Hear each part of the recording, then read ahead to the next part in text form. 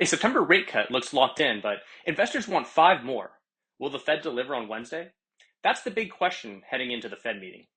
Markets are already pricing in a 25 basis point cut, and that comes after 2 straight months of weakening jobs data, and especially after a string of downward revisions showing the first half labor market wasn't as resilient as thought.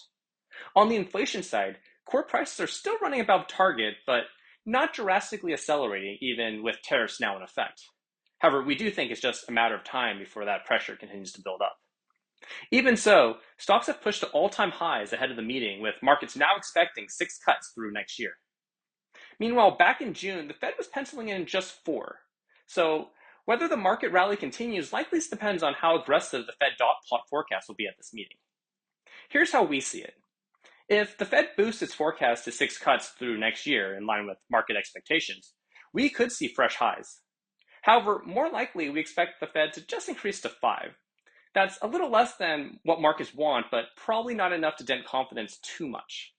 Though if the forecast stays at four, that could spark a more significant pullback as markets recalibrate. Either way, the initial September cut looks locked in. And the real question is how far and how fast the Fed is willing to go from here.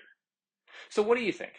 Will the Fed accelerate their forecast to six or take a slower path forward? Let us know. We'll have another update after the meeting on Wednesday. Stay tuned.